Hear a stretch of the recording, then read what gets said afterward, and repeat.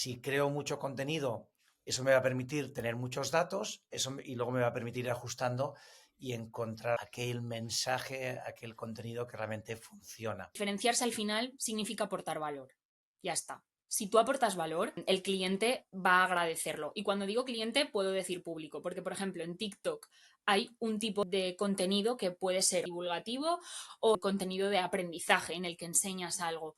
Bueno, pues es que igual en tu marca está funcionando otra cosa y esto es prueba-error. Yo siempre digo que tampoco hay que volverse loco midiendo, pero es muy importante medir. Hay que tener mucho criterio para saber en qué te fijas. Y esto también lo digo un poco por la IA, porque muchas veces te dice cosas que dices, pues sí, tienes razón y es verdad, pero igual ese es el paso 3.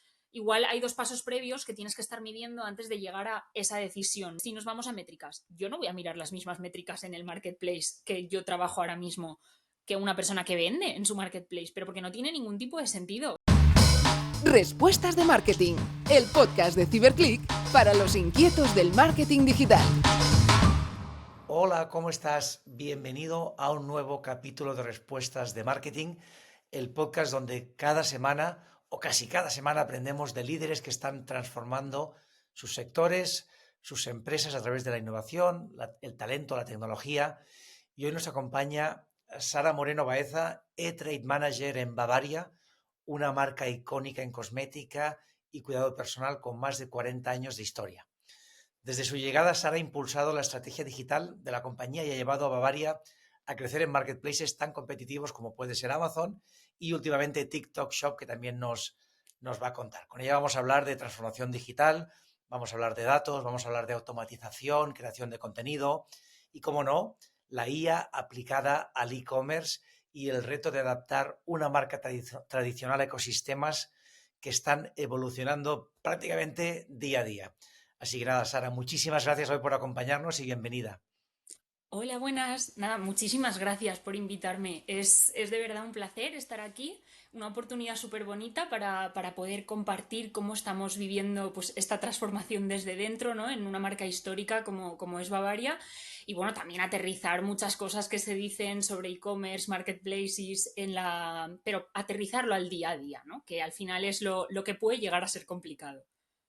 Exacto.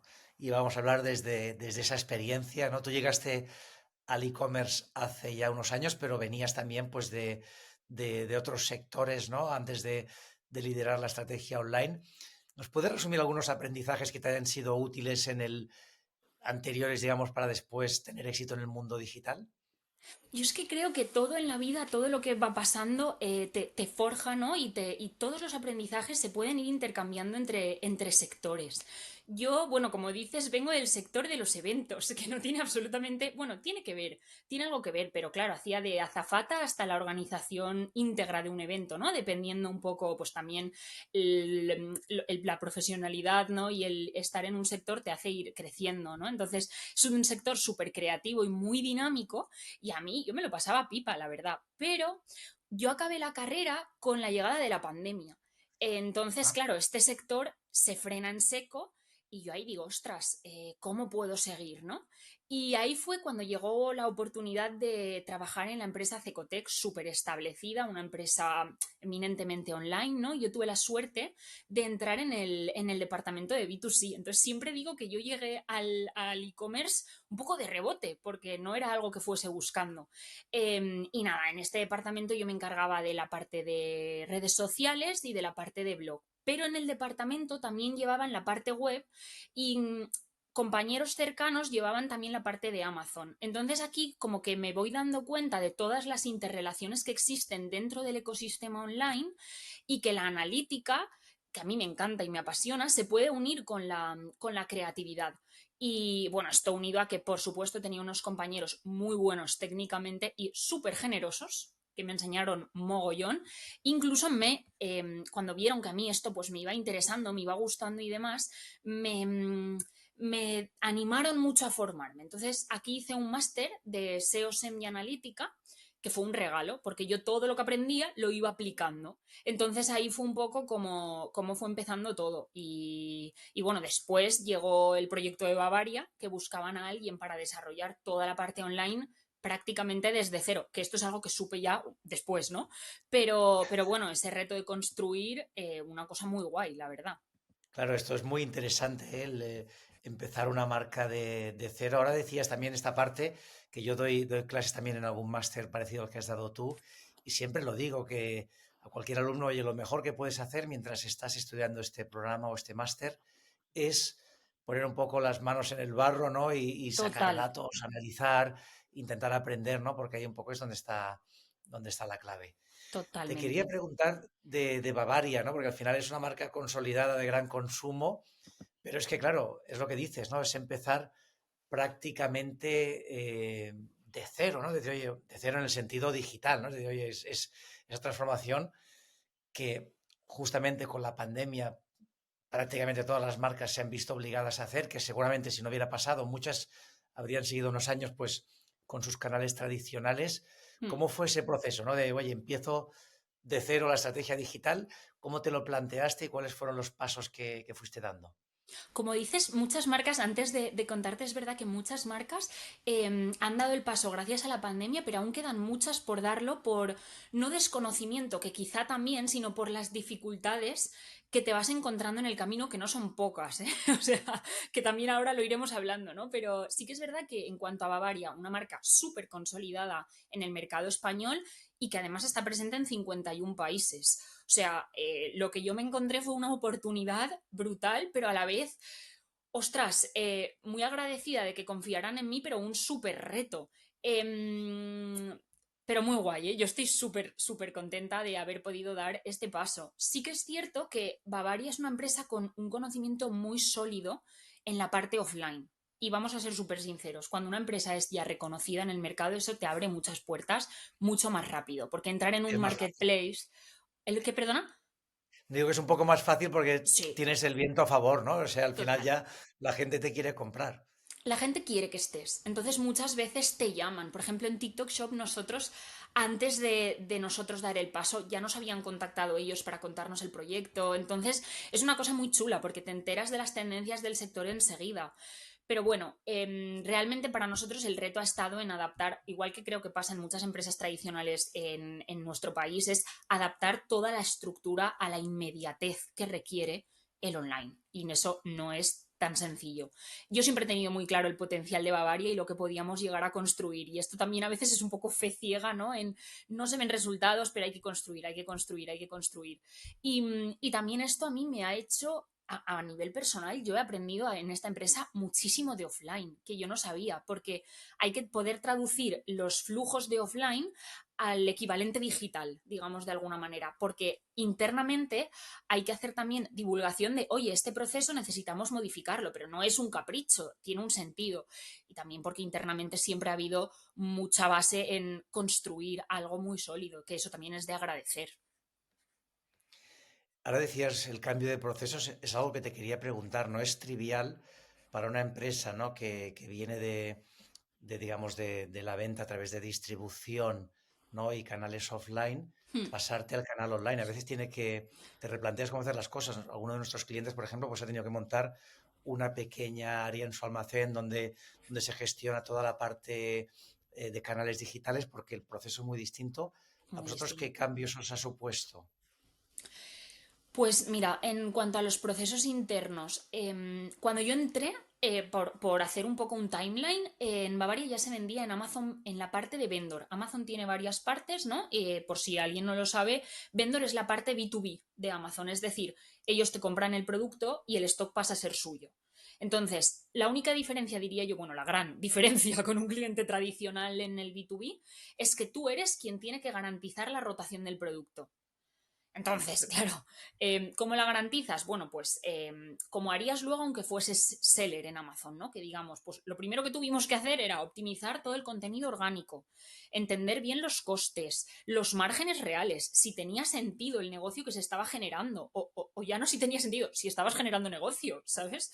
Y esa fase ha sido larga, porque vendor no es sencillo porque al final es como un cliente B2B eminentemente, digamos, ¿no? O sea, tú tienes una negociación en Sí, la que sí. compran a un precio. Entonces, pues una negociación no es fácil ni es corta. Entonces ha sido un proceso largo. Y luego en paralelo empezamos a ordenar cosas clave para cualquier marketplace. El contenido, básicamente, o sea, las fotos, los textos, los beneficios, los claims. Nosotros nos dedicamos a la cosmética, eso es súper sensorial. Es difícil venderlo online y que el cliente entienda lo que está comprando, poderlo transmitir, ¿no? Entonces, todo eso. Ahora, como bien has dicho al principio, yo he empezado aquí contándote todo esto, pero el gran reto ha sido la logística. O sea, es que la logística Claro. en productos de gran consumo tiene tela marinera. En nuestro caso no hemos habilitado un almacén interno, lo hemos buscado fuera porque creemos que ahora mismo en el proceso que estamos es lo más lógico. Nunca digas nunca, no sé si en algún momento esto se internalizará o no, pero de momento nos funciona así, estamos bien y ya veremos. Pero el flujo logístico no es sencillo. Exacto, no, hay que repensarlo y luego la parte que decías de los costes, que no es menor también entender todos los costes que hay detrás, la inversión que tienes que hacer en la parte orgánica y en la parte de Sí. publicidad, es decir, que hay toda una serie Mm. de estructura de costes que hay que analizar bien, ¿no? Y nosotros siempre hacemos como un plan de negocio porque a veces hay empresas, y nos ha pasado en algún caso, Mm. que les hemos tenido que recomendar es que para tu empresa no tiene sentido ahora que estés en un marketplace porque tu modelo lo tienes que cambiar para ser rentable allí. Y sin embargo, hay empresas que como a coste son muy competitivas, muchas veces no tienen ni que trabajar muchísimo el orgánico. Es verdad que les multiplica por tres, pero muchas veces no lo tienen que hacer. Entonces es que hay tantas casuísticas dependiendo de lo que Claro. vendas y el cómo. Es brutal, la verdad. Es muy divertido. Justo te iba a decir esto, ¿eh? Que es, si te gusta, que es mi caso como el tuyo, ¿no? Es muy divertido, porque entonces es, bueno, ¿cómo le das la vuelta? Total. ¿No? Y sobre todo cuando ves resultados, no sé, me imagino que vosotros habéis tenido también una campaña muy buena de Black Friday, ¿no? Pero en nuestro caso estamos súper contentos porque ves que nuestros clientes con los que trabajamos, todos han crecido, les ha ido muy bien y dices, bueno, oye, pues el trabajo de todo el año, de estos meses de preparación y todo lo que has hecho, le ves resultado y Tiene oye, al sentido. final eso te aporta mucho. Yo te quería preguntar también, hablando de marketplaces por TikTok Shop, nosotros también estamos ya activos ahí en algunos proyectos. A mí, Mm. lo mismo que Amazon, me apasiona.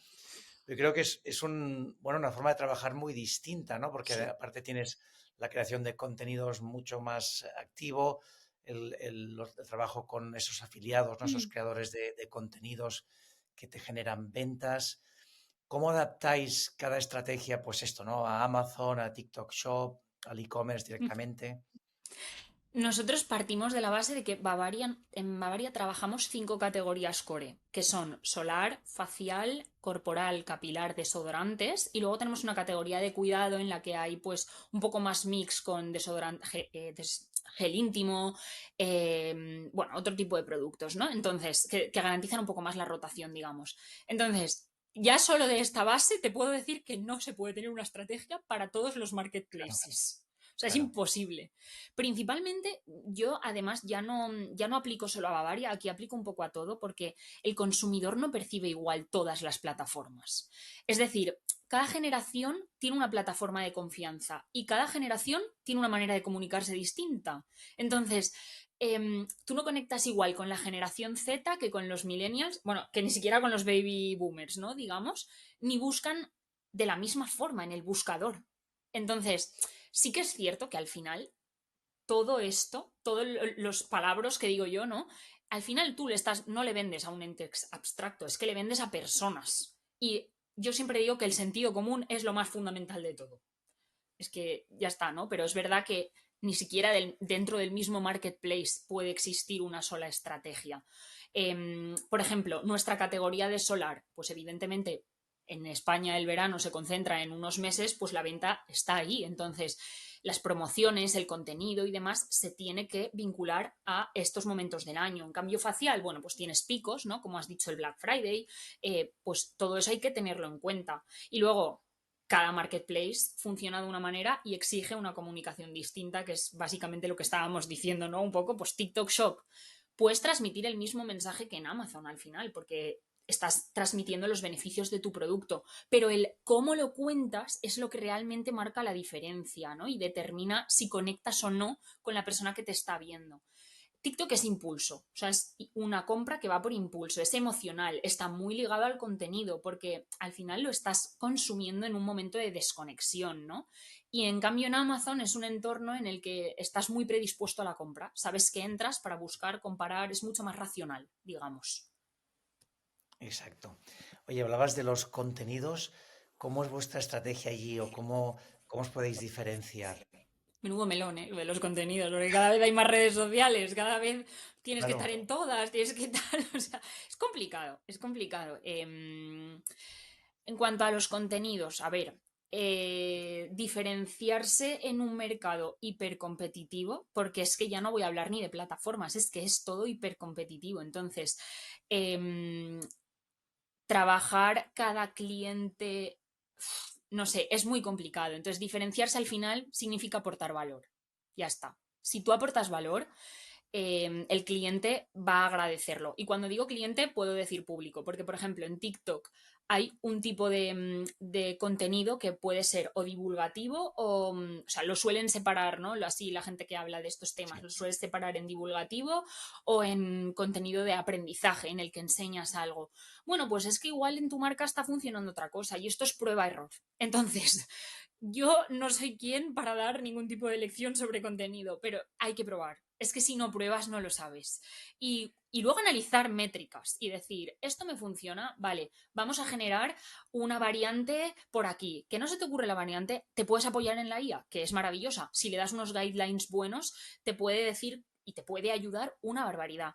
Pero es muy complicado diferenciarse en contenido, yo lo sé. Y muchas veces tampoco hay que inventar la rueda. Si algo está funcionando, dale la vuelta para aportar valor desde tu perspectiva. Y ya está. exacto. Sí, justamente, ¿no? Es decir, al final si algo funciona es porque a la gente le interesa y Total. lo que tienes que ver es cómo tú le puedes aportar valor.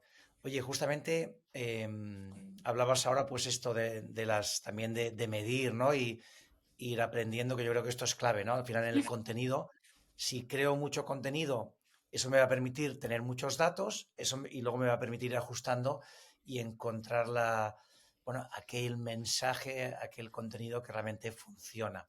Sí. Ahí, hablando de esos datos, te quería preguntar también por los indicadores, porque es verdad que hoy en el mundo digital, en el mundo del e-commerce, tenemos muchos datos, pero eso hay que convertirlo en información relevante. En vuestro caso, ¿tenéis algunos indicadores clave que os ayudan a tomar decisiones? ¿Cómo gestionáis esta parte?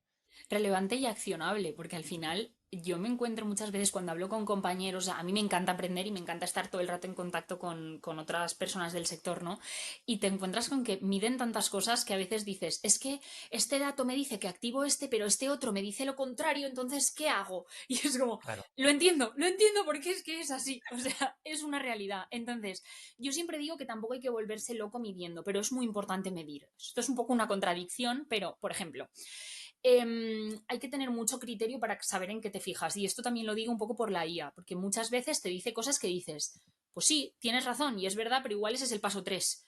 Igual hay dos pasos previos que tienes que estar midiendo antes de llegar a esa decisión, ¿no? Entonces, voy a poner un ejemplo muy claro. Para nosotros en Bavaria, el e-commerce no está enfocado en la venta directa.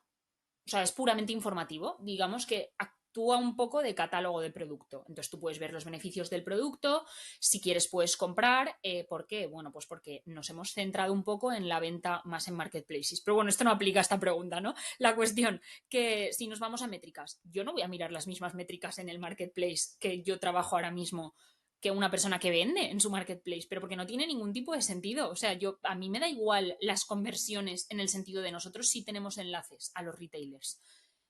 O sea, está fenomenal que la gente vaya a los retailers, pero yo no estoy enviando tráfico a mi web, porque ¿para qué? Si no voy a acabar convirtiendo. Entonces, las métricas son muy distintas. Entonces, hablando de nuestro foco en venta digital, que es puramente en marketplaces, donde un poco el tráfico ya lo tienes garantizado porque la gente entra en un Amazon a comprar o en un, no sé, en un Irabia, en un Carrefour, ¿vale? La demanda y las tendencias del canal son fundamentales. Esto voy a hablar un poco en general. Yo sé que cosmética y cuidado personal es una categoría que encaja en prácticamente todos los marketplaces, pero es que hay otras cosas que no encajan en todos lados. Entonces, lo primero es saber dónde tienes que estar, más allá de una métrica.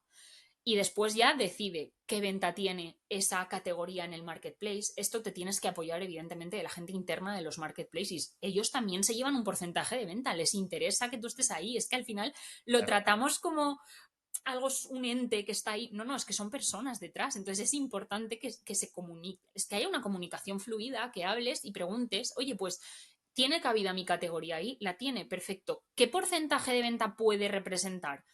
Vamos a generar unas expectativas realistas y cuando las tengas, bueno, pues si tú llegas a eso, fenomenal. Que no llegas y tienes que decidir, porque a muchas empresas les sucede que no pueden estar en todos lados porque no pueden apuntar a todo. Pues entonces ir viendo también cómo ajustas la estrategia en base a eso. Y bueno, luego evidentemente ya cuando estás dentro, la conversión dentro del propio marketplace. En mi caso, siendo una marca de gran consumo en la que en la categoría también hay productos, pues mira, por ejemplo, en facial solar hay productos de gran consumo, de farma, con puntos de precio muy distintos. Pues en el PPC no nos podemos gastar lo mismo, con lo cual la conversión jamás va a ser la misma. Pues eso también hay que tenerlo en cuenta, ¿no? Ver hasta dónde puedes llegar. Entonces, conversión, margen y margen real después de la publicidad, todo eso. Y luego en el PPC, pues para mí en Amazon, por ejemplo, ROAS y ACOS. Pues porque muchas veces no solo es cómo me convierte esta publicidad, sino cómo me convierte esta campaña con respecto a todo mi ecosistema, porque no todo convierte en el mismo punto. Y no sé si he respondido a tu pregunta, pero más o menos esto es lo que más miramos nosotros. Sí, yo creo que, oye, que sí, lo ha respondido bien y se entiende un poco cómo lo estáis gestionando, ¿no? Lo que decías, esas métricas importantes, ¿no? Que es verdad que lo son para todas las empresas, pero lo que decías, oye, cada una tiene que entender también cómo hacerlo y también, que no es fácil, cómo simplificarlas, porque Sí, nos podemos volver locos tal. y a veces hay que tener, oye, unas pocas muy claras, ¿no? Que Mm, hagan de balance unas de otras, pero que me mm. permiten tomar dirección, ¿no? Y ir en la línea hacia donde quiero crecer. Hemos tardado un rato, pero ya ha salido la palabra IA, ¿no? Que esto es en una conversación a día de hoy, ¿no? Es Se tiene que imposible que no salir. salga. Eh, Exacto. Oye, te quería preguntar cómo la estáis aplicando, si hay algún proceso que digas, oye, esto ya lo hemos automatizado con la IA, lo estamos haciendo con IA. Y otra cosa importante, es decir, ¿hay alguna parte que decís, no, esto no lo vamos a hacer con IA, ¿no? Esto lo vamos a hacer con personas, ¿no? Porque consideramos que es necesario. Mira, pues yo antes de hablar de automatización o de IA, internamente cuando llegué tuvimos que hacer algo muy básico, que era ordenar, hacer un roadmap de dónde quieres estar y qué necesitas para estar. Pero no que necesitas, bueno, sí, a nivel recursos y a nivel, bueno, pues eso, contenido, tal, todas estas cosas. ¿Qué necesitas? Entonces ahí ya puedes decir, vale, ¿cómo lo activo? Tengo gente interna que me pueda ayudar, necesito buscar a alguien externo para que me ayude porque ese expertise no está aquí dentro. Entonces, eso también es un paso que yo creo que ahora es como automatiza. No, o sea, orden y foco, por favor, antes de automatizar, porque hay muchas automatizaciones y si no están bien hechas, es que los datos que estás recibiendo no tienen ningún tipo de sentido muchas veces. Entonces, lo primero es ordenar, ¿no? A partir de ahí, ¿qué hemos automatizado? Pues con la ayuda externa, ¿no? En este caso, porque nosotros no teníamos esa capacidad, pues hemos automatizado con IA, sobre todo la parte de gestión de stock y de catálogos, la comparativa de precios o de a qué precio estamos en distintos retailers, digamos de alguna forma, y luego este punto que para mí ha sido un alivio porque nosotros, como te he comentado, estábamos primero en Amazon Vendor. Cambiamos muchas cosas de la cuenta. Ha ido mejorando toda la venta en esta plataforma. Pues en Amazon Vendor, mucha gente que se dedica a esto va a saber esto. Esto es un buen pain, que es que tú tus cajas las tienes que etiquetar con unas pegatinas que te emite la plataforma.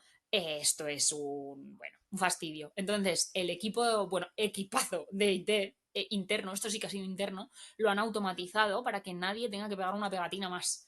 Y esto es un gran avance. O sea, yo lo cuento como un súper logro, porque con otros compañeros al principio me decían, hay gente que me ha dicho que tarda un día entero en preparar el pedido de Amazon Vendor. Es que, y pasa, o sea, es que me lo creo, porque lo he vivido. Entonces, esto es maravilloso. Pues sí, oye, es un salto y al final son esas pequeñas mejoras, ¿no? Que hacen que luego sea eficiente, ¿no? Y sea rentable este modelo de negocio. Te quería preguntar también por alguna herramienta. No sé Ujú. si recomiendas alguna herramienta para Marketplace, para Mm. e-commerce, que para vosotros sea imprescindible. Nosotros a día de hoy utilizamos tres concretamente, así más en el día a día, tenemos más, ¿no? Pero las que más utilizamos, mucha de la venta en nuestra categoría se hace en Amazon. Entonces, Ujú. utilizamos Helium 10, que además no solo te permite analizar a Amazon, sino que también Amazon es una muestra representativa del mercado. Entonces, para ver tendencias, para I+D, a todos nos puede incluso ayudar, ¿no? En este punto. Luego utilizamos comparador de precios, bueno, comparador, no sé cómo llamarlo, o sea, es que ves los Sí. precios de tu competencia, ¿no? Pues al final Bradfy, Minderest, hay varios, por no mencionar solo uno, ¿no? Y luego, en nuestro caso, utilizamos PrestaShop para, como una herramienta de agregador de pedidos, así un flujo muy sencillo. Esto obviamente nos han ayudado externamente a llegar a gestionarlo. Básicamente recoge todos los pedidos de todos los marketplaces, se recogen en un punto en común que nos permite pues generar esos análisis de los que estábamos hablando, todos los KPIs que a nosotros controlamos, ver de dónde viene la venta, de qué país está viniendo la venta, dentro de las plataformas de marketplaces, que prácticamente todas te lo dan, pero esto es como más visual. Entonces, en nuestro caso es un PrestaShop con Power BI. Aquí ya cada uno internamente tendrá sus herramientas a las que pueda acceder, ¿no? Pero a nosotros esto nos sirve. Qué bien. Oye, luego hemos hablado de la rentabilidad, ¿no? Y ese Mm. que es un equilibrio difícil. ¿Cómo lo habéis gestionado vosotros, ¿no? Pues en precios, márgenes, logística. ¿Habéis establecido alguna forma para escalar sin perder ese control y esa rentabilidad que yo en algunas marcas sí he visto, ¿no? Cuando entramos a analizar sus datos, que dice, oye, parece que igual vendes mucho, pero luego es que has perdido mucha rentabilidad por cómo lo estás haciendo. Sí, es que Amazon, te hablo de mi experiencia aquí, Amazon Vendor es complicado de... Si no tienes mucho conocimiento interno de la plataforma, es complicado llegar a descubrir todos los costes ocultos que vienen después. O incluso cuando estás en la negociación, si no sabes, sí, puedes negociar esto, pero sabes que luego te va a llegar. Y te voy a poner un ejemplo muy tonto. El overstock que negocias. Puedes negociarlo o puedes no negociarlo, no pasa nada, o sea, esto es a cada marca lo que más le interese, pero es que luego llegan y te hacen devoluciones y dices, pero ¿por qué me estás haciendo devoluciones? Y entras en la plataforma y ves los, porque ellos te ponen un tipo, ¿no? De devolución. Sí. Pues ahora ya no es overstock, ahora ya no es porque tengo demasiado excedente, ahora es porque está en mal estado. Y a no ser que tú cojas la devolución, la abras, le hagas foto y se lo envíes, oye, esto no está mal. O sea, es muy tedioso, la verdad, el tema de los costes. Entonces, a mí me gusta tener rentabilidad por referencia. No, no me sirve saber que una referencia, o sea, todas tienen que estar en positivo. Y aquí incluyo el coste en publicidad. Pues yo sé en cada referencia hasta cuánto puedo llegar. Ya está. Es que es lo único que a mí me ha funcionado, sobre todo cuando estamos hablando de márgenes tan ajustados. Hay a marcas que les sirve tener un producto gancho en el que igual no ganas dinero o incluso pierdes un poco, pero porque sabes que tus cestas luego son más elevadas y más grandes. Oye, pues si eso te sirve, está fantástico. Pero a nosotros, o sea, a mí personalmente, porque esto ya sí que es más un tema personal, no me gusta ver los numeritos rojos, ¿sabes? Total, no, no, pero es que es un principio básico, ¿no? Es decir, al final, si lo miras el global, que a lo mejor es rentable, pero claro, podrías mejorarlo muchísimo más, ¿no? Si te centras en aquellos que consiguen rentabilidad, ¿no? Y a lo mejor a nosotros nos ha pasado en algún proyecto decir, oye, es que estos productos mejor dejamos de venderlos y nos centramos en los que sí que nos dan margen. Te quería preguntar también, oye, al final, la cosmética es un mercado donde hay multinacionales enormes, ¿no? Que tienen budgets muy grandes, ¿no? Entonces hay una marca española como Bavaria. eh, ¿Cómo podéis hacer o cómo estáis haciendo para competir, ¿no? De tú a tú con players globales? ¿Cuáles serían un poco las claves que destacarías? Nosotros decimos siempre que somos cosmética con efecto. Em, Al final la cosmética tiene que tener un efecto en tu piel, no un efecto en ti, porque al final eso es, bueno, es un poco lo bonito, ¿no? De este sector. Y también un efecto en el planeta, vamos a decir. Entonces, nosotros jugamos un poco con esto, somos un fabricante español, nuestro portfolio es en su mayoría, bueno, sí, es que diría que casi al 100% es vegano. Todos nuestros productos, por ejemplo, en la parte de solar, son sostenibles, biodegradables, y bueno, además somos siempre decimos una cosa internamente que a mí es una palabra que no utilizaba, pero me encanta, y es que somos creadores. Es decir, hay un departamento interno de I+D brutal que está todo el rato investigando, viendo nuevas tendencias, cómo podemos ser los primeros en según qué tipos de productos. Es súper importante, súper, súper importante. Y bueno, todo siempre, claro, garantizando una accesibilidad. Eh, que al final es el core de nuestra marca, ¿no? El punto ahí. Entonces, tampoco Bavaria ya es una marca en España, sobre todo, muy reconocida. O sea, a nivel de reconocimiento, si no me equivoco, somos los cuartos en el mercado, lo cual está fenomenal, ¿no? Y a mí hay una cosa que esto ya cada uno, esto es muy personal, en el hábito de compra de cada uno. En nuestro caso, fabricamos en España. Bueno, en España, más concretamente, fabricamos en Valencia. O sea, bueno, que a mí es que esto a nivel personal me fascina, porque yo cuando llegué Claro. por primera vez vi las máquinas estas creando crema, bueno, es brutal, a mí me parece brutal. Entonces, yo eso siempre lo defenderé mucho, también esto ya a nivel personal lo defenderé mucho porque a mí hoy el Made in Spain me parece una maravilla. Exacto, y hay que ponerlo en valor que a veces no, no lo hacemos. Total.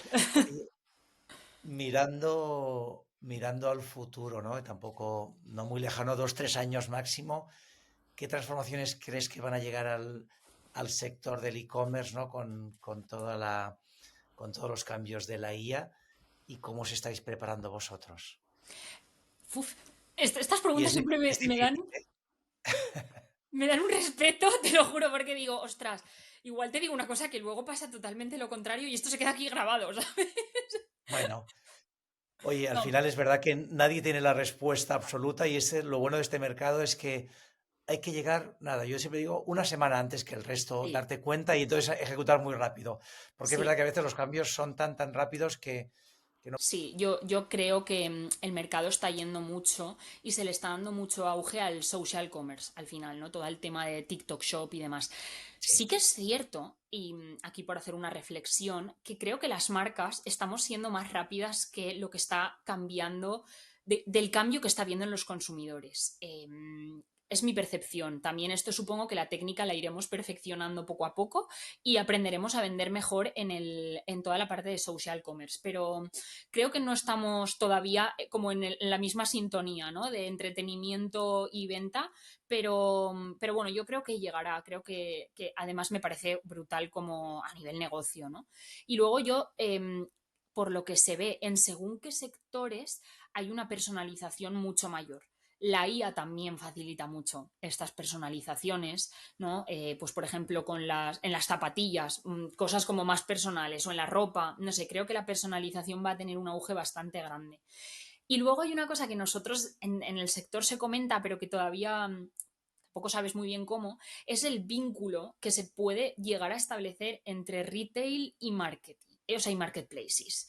Creo que ahí hay algo y algo muy chulo que explorar. También creo que lo que hemos estado hablando al principio de la tradicionalidad que existe en las empresas españolas, el hecho de que estén estos retailers un poco más avanzados, nos podemos nutrir unos y otros. Entonces yo creo que ahí habrá también una buena sinergia.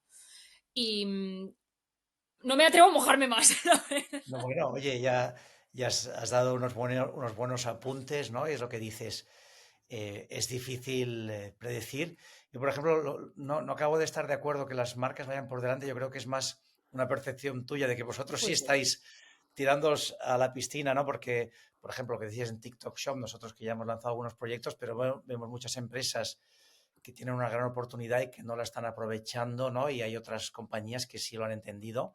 Entonces, bueno, ahí veremos. Yo, por ejemplo, lo del live shopping, ¿no? Que siempre se ha visto Asia como el referente, pero yo creo que ahora sí que esta vez de verdad sí que va a entrar y poco a poco vamos a ver cómo el live shopping tiene peso y hay un cambio de consumo, que creo que es lo que decíamos, ¿eh? Puede ser muy interesante ver esta evolución, ¿no? Y cómo avanza el mercado. Oye, pues nada, nos has hecho una gran fotografía, ¿no? De Bavaria, de la trayectoria que has hecho, de lo que estáis aplicando. Así que, Sara, te quería agradecer esto, tu visión tan clara, tan práctica, ¿no? De cómo una marca con esa historia, ¿no? Y con ese peso que tiene no solo en España, sino ya mirando hacia afuera, pues está adaptándose a los nuevos cambios, está compitiendo de tú a tú con players globales. Así que por mi parte te quería dar las gracias y luego, oye, pues por resumir alguna idea, ¿no? Estáis teniendo mucho éxito en marketplaces, que es algo que hay marcas que les da miedo, ¿no? El dato para tomar buenas decisiones y luego también pues ese rol, ese cambio de contenido con todo lo que es justamente pues esto, ¿no? El social commerce, el live shopping, todos estos cambios que estamos viviendo. Así que darte las gracias, Sara, y nada, espero un poquito más adelante volverte a invitar que nos sigas explicando éxitos que vais consiguiendo. Por supuesto, muchísimas gracias a ti, un placer estar aquí y compartir, que al final se nota mucho, ¿no? Cuando es la pasión de alguien además de su profesión, así que muchísimas gracias por invitarme. Pues nada, muchas gracias a ti y gracias a todos como siempre por estar pendientes de estas entrevistas, por aprender juntos y ya sabéis que tenéis nuestros canales para mandarnos mensajes, ideas, sugerencias que serán más que bienvenidas. Feliz semana a todos y feliz día.